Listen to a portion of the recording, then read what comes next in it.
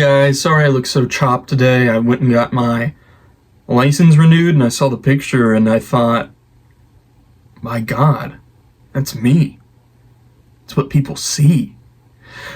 So today I just want to cover some Jeff the Killer knockoffs. I'll go over the backstory here in a second. To give you the basics, I mean, Jeff the Killer is very popular and he got super popular on Tumblr from 12-year-old girls wanting to have sex with him. And then they started making their own creepypastas because they were like, I'm a psycho killer too. And that is what we are looking at today.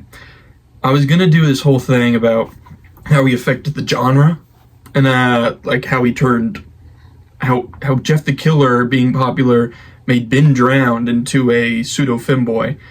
But that was too much work, so we're just doing this, so subscribe. Firstly, I would like to thank Chazington, a bit of a smaller YouTuber compared to me, but he made a pretty good video on Jeff the Killer. It's called like Jeff the Killer, Who Owns Jeff the Killer, or something like that.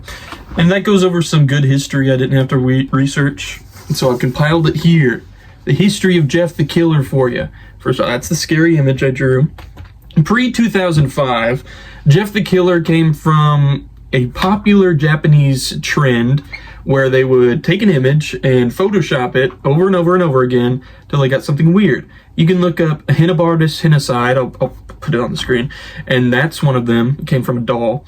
And we have tracked the original Jeff the Killer image to one of these. And then we go over to 2008. A guy named Susier comes up with the term Jeff the Killer, and he makes like a really weird creepypasta no one knows about. He claims that he made the picture. He claims that that is him in a leather latex mask or something.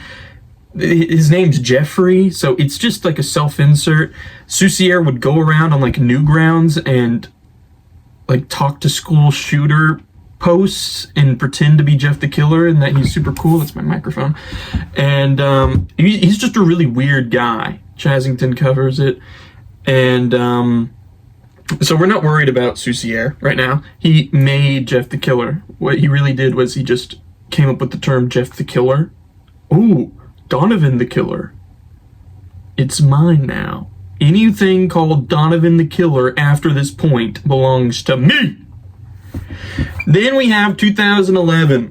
Game Fuel TV, or his brother Travis, I saw that on a wiki page somewhere, creates the iconic story of Jeff the Killer. Everyone knows Jeffrey Woods, bucket thing of bleach falls on him, he gets set on fire, he cuts his mouth open, he cuts off his eyelids, he says go to sleep. That's his catchphrase. Remember that. It's the story everyone knows, and the story everyone likes to make fun of because it is really shitty. And Susier did not make it.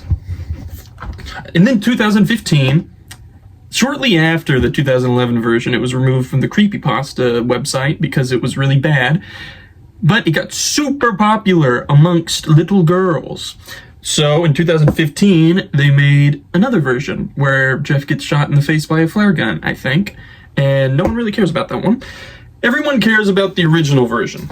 And over the years, it got more and more popular. It kind of became an internet icon, you would say, like Slender Man. Very, very recognizable image, used everywhere. In Roblox, and horror games, and YouTube videos. Eventually, it would start to fall off. Everyone kind of realized that Jeff the Killer is really lame. And, yeah, so people stopped using it. There was a stabbing inspired by Jeff the Killer in, like, Wisconsin.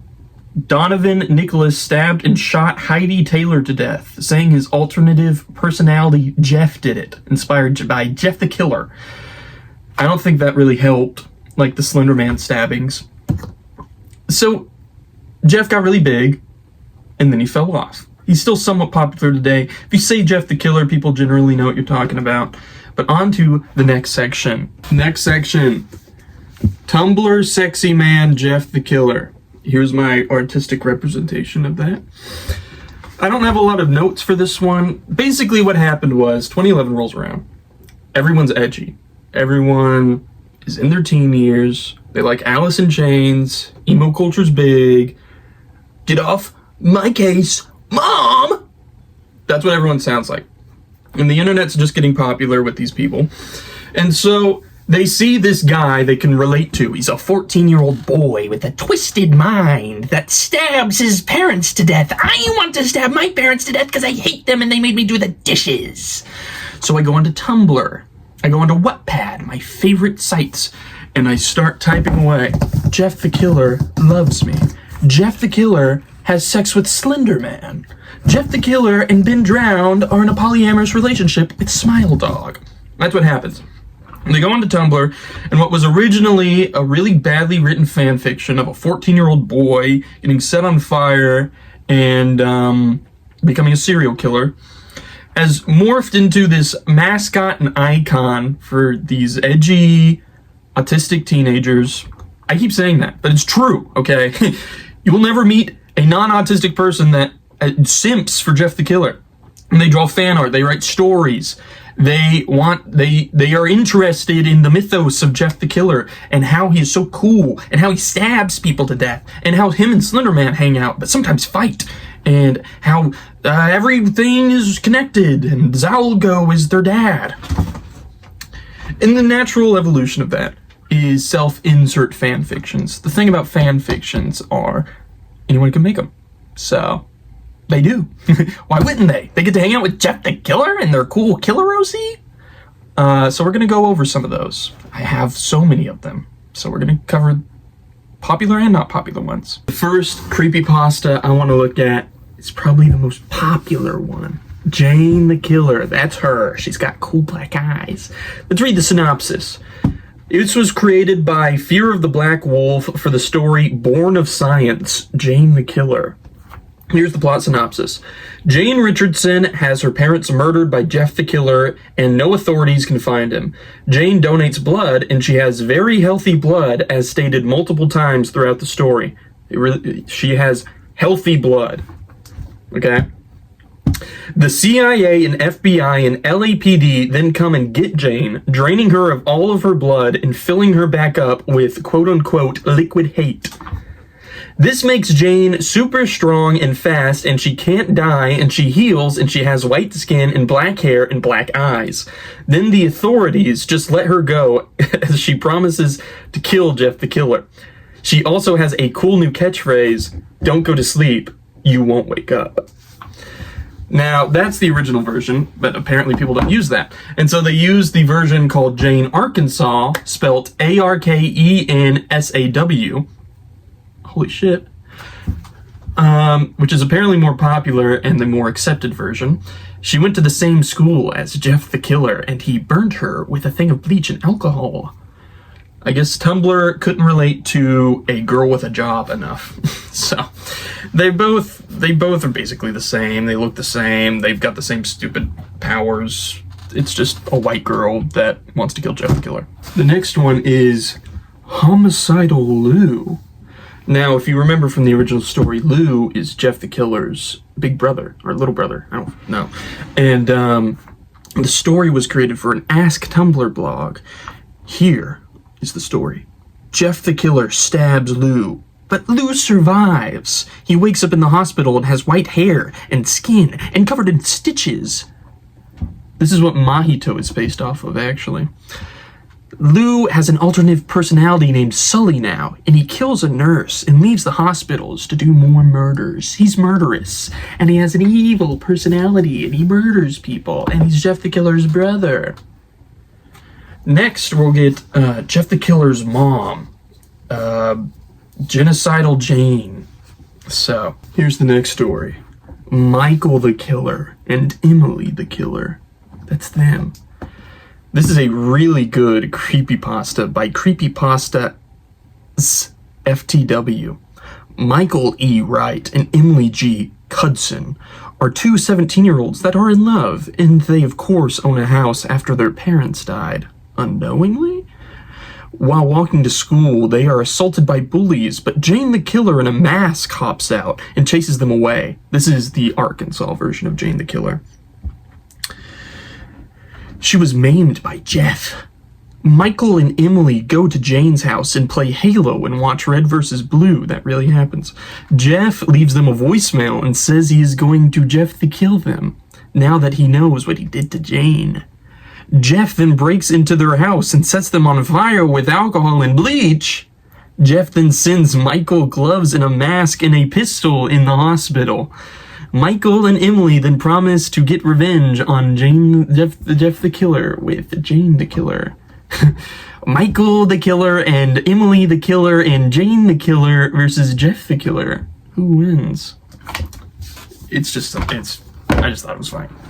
Exterminator Lucia. Luce is, oh, it doesn't have a creator. Oh! I couldn't find a story for this one, okay? But I did find out they were created by The Ducking with Two Eyes on DeviantArt. Now, Exterminator Lucia's real name is Lucia Rose Abed. And she's a 16-year-old girl who is obsessed with Jeff, so she cuts a big smile into her face and then killed her parents. Her catchphrase is, "It's extermination time." That's like her superhero chant. And she murders people. Who'd have thunk? Nina, the killer. Nina is an 11-year-old girl who loves Jeff the killer. And in the story, it says she has like posters of him, but also in this world, he's a real serial killer.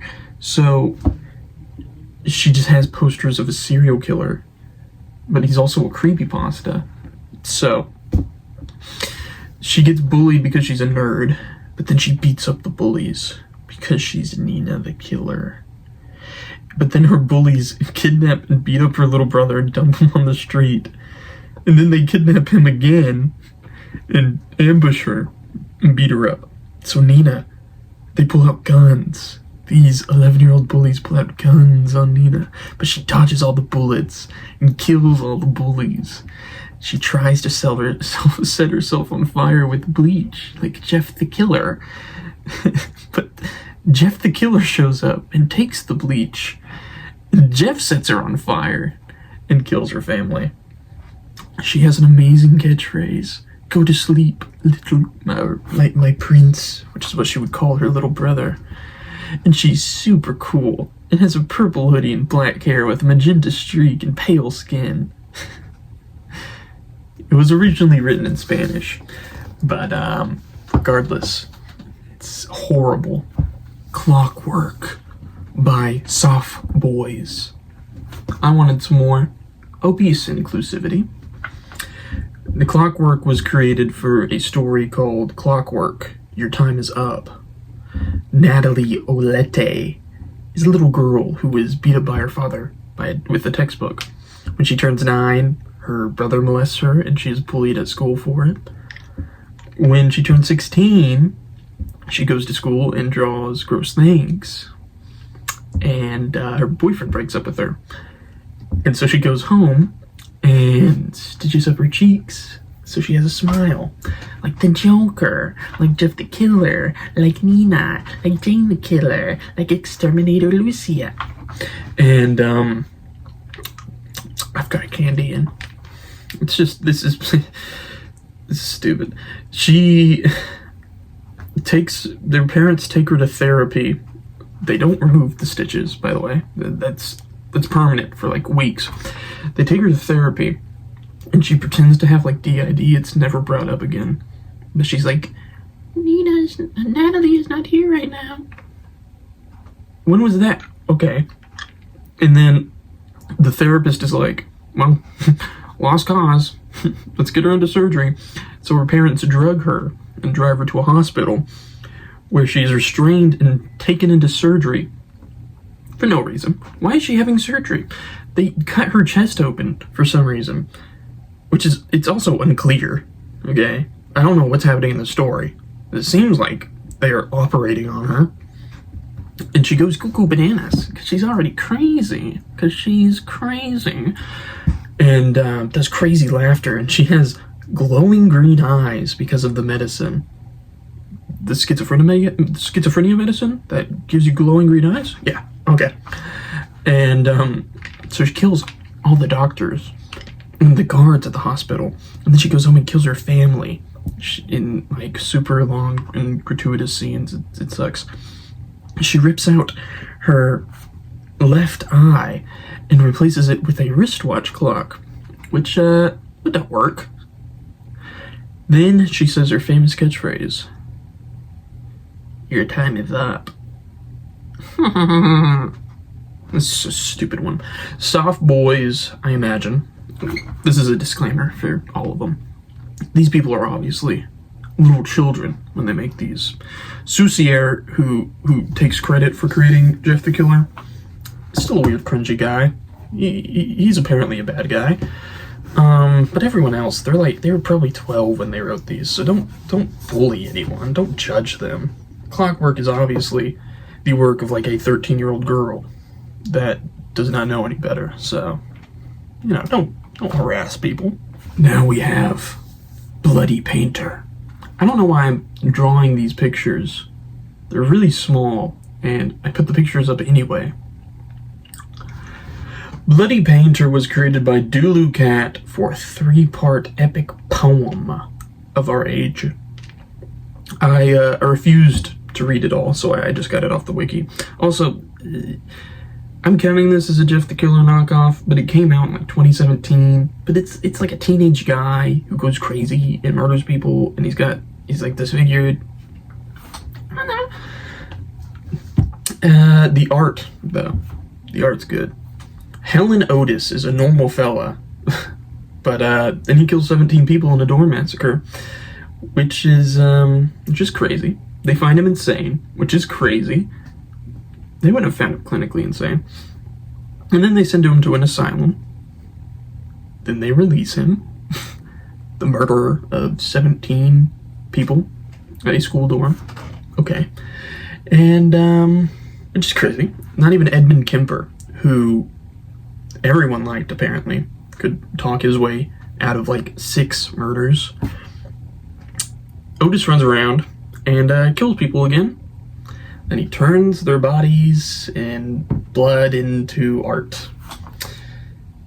It reminds me of Urban Spook, but without all the weird sex stuff. So, good job, Bloody Painter. Jason the Toy Maker. And I'll be honest, I think this one was probably like translated from Bavarian or something, because I had no idea what was going on.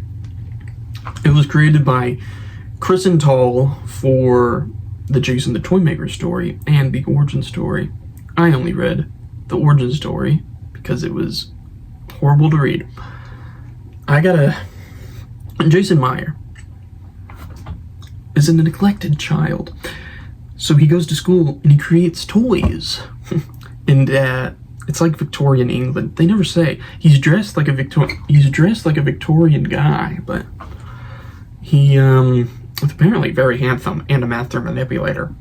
He meets a girl named Amelia, who becomes his friend, and Jason acts out to impress her. He breaks her friend's wrist, he kills her canary, he makes a love note that she wrote to the class so everyone laughs at her. Later, Jason opens a toy shop and starts making dolls, but he is still a teenager or something, because Amelia still lives with her parents and he hates children. So Amelia visits him at the toy shop and realizes that Jason is a crappy friend because, he did all those things, and she stops talking to him. So Jason makes a little music shop, a little music box to give to her to say, like, I'm sorry for manipulating you for 10 years. And she does not accept. Her mother turns him away. So he goes back to the shop and kills a little girl, and then cuts up her body, and then stuffs it into a old snake puppet. That's his grand plan. This master manipulator decides to incriminate his entire workshop, cut up a body, and then stuff it into a puppet that is described as like way fuller than before. We're looking for the reported disappearance of a little girl. I have no idea. What about that suspiciously little girl-shaped snake? I don't know. Amelia comes by to, I guess, apologize for being smart, and Jason tells her everything, and she's gonna go turn him in, and he doesn't want that, so they fight, and Jason opens a pocket dimension, and it is also revealed that the music box that was rejected is now his heart, and only the chosen one can break the music box and kill him. And he goes into the pocket dimension, and now he is looking for the chosen one. Apparently, he kidnaps people and makes them into dolls in his pocket dimension. Okay. Who might be the chosen one? Jeff the Killer? Nathan the Nobody. Created by Ivy Darkrose for the story. Nobody saw it coming. The story is a little hard to follow, but it's like this guy, and he has trouble unlocking a door, so he unlocks it. Then he goes down to a basement, and then he hears someone enter the house, so he grabs a tool and runs upstairs and beats them to death. And then it's revealed that the intruder, the guy that we've been listening to this whole time, it isn't his house. He just broke in and murdered a guy.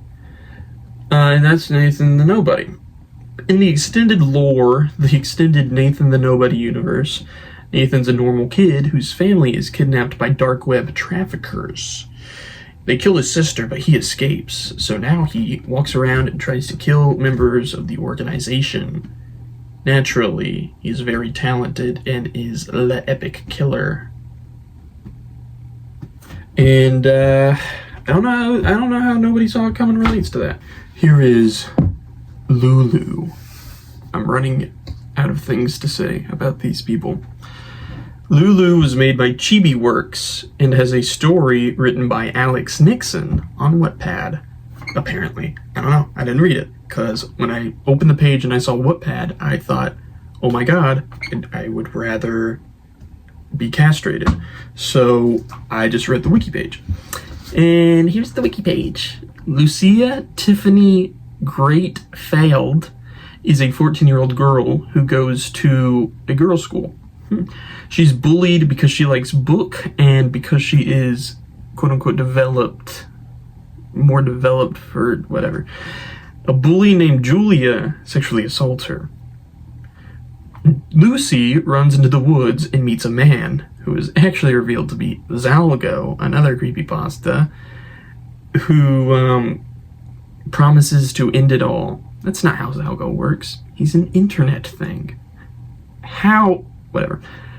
She agrees, and Zalgo takes her eyes. Lucy, or Lulu, now goes around and kills people for their eyes, although she has 2 adoptive brothers that are nice to her, apparently, which is a sweet touch after all these downer killers. She is apparently like 24, but she doesn't age, so she's still like 14. That's controversial. And she has a cool nickname called the Fog Daughter. Why'd you name her Lulu instead of the Fog Daughter? Whatever. Tiki Toby. I've just found their catchphrase on their wiki. Who the F needs a social life? I have the voices in my head to keep me company. Heh. So that tells you what we're working with.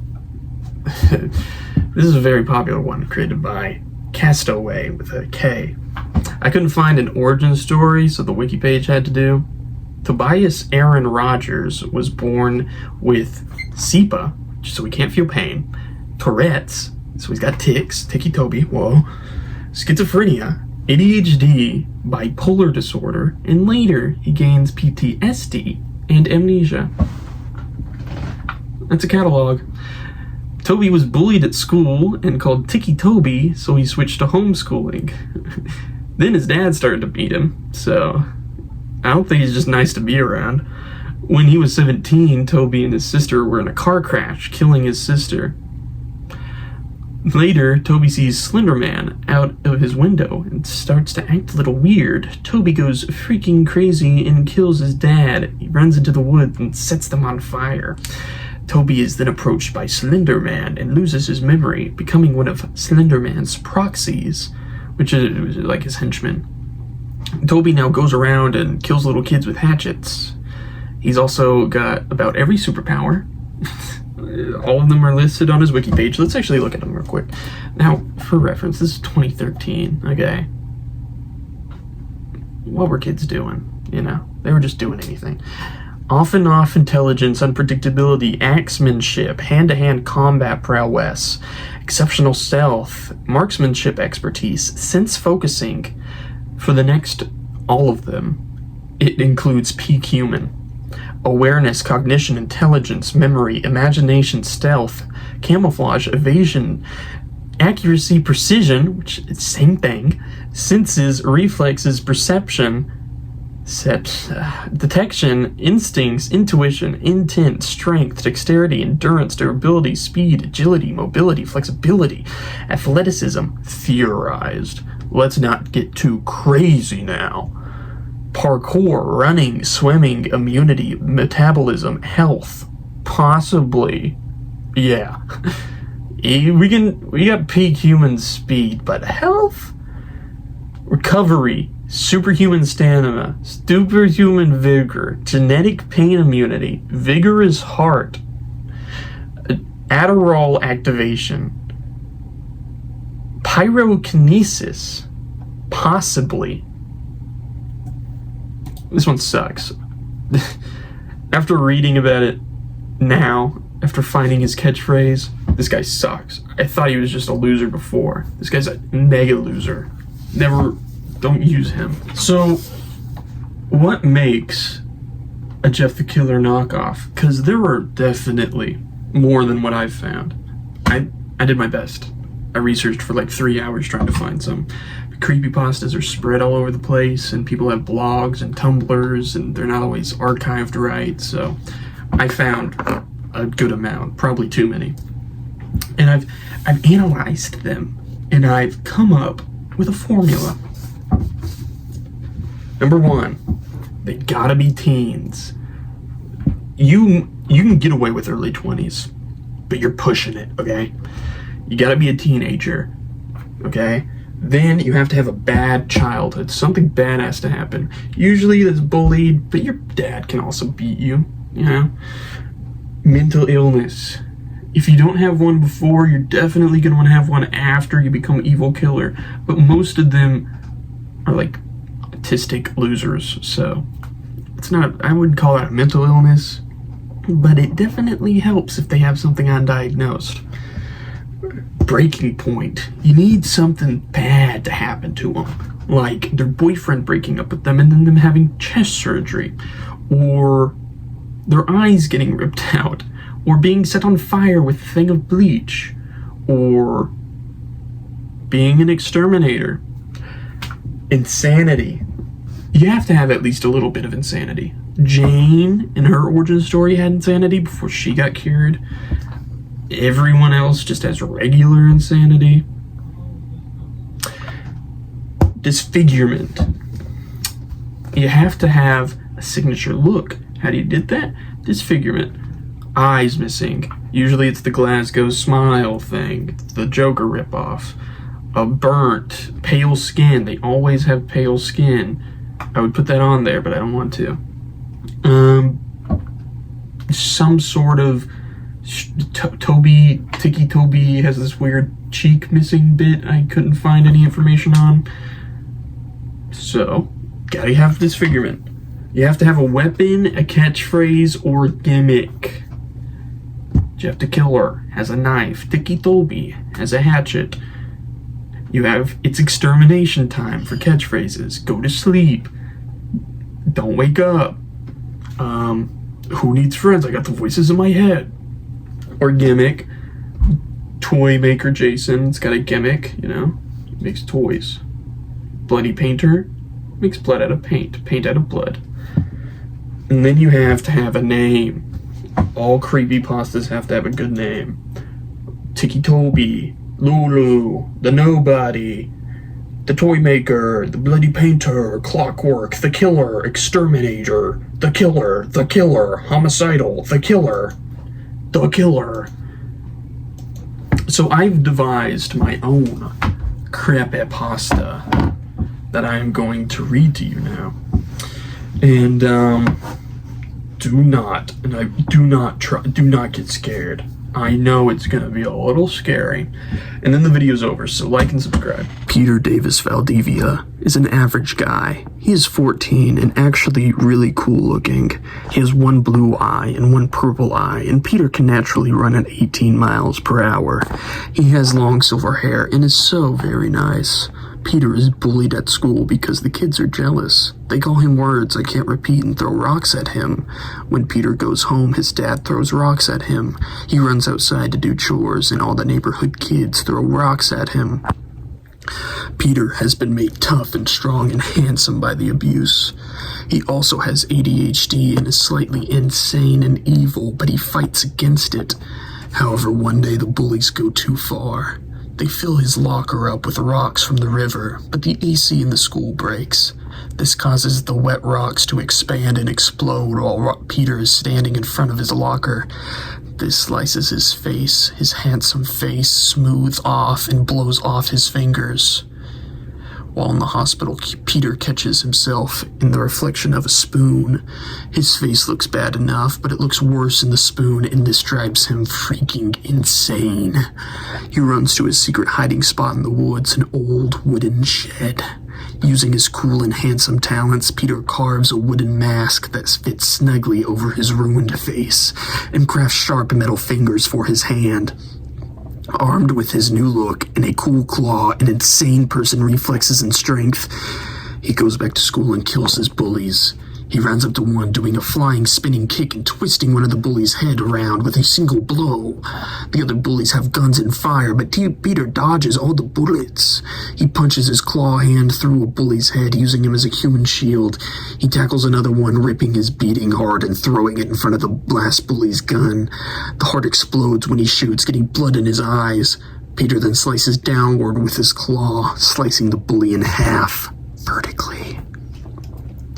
Peter then goes home and picks up his father over his head, folding him in half a few times like folding paper.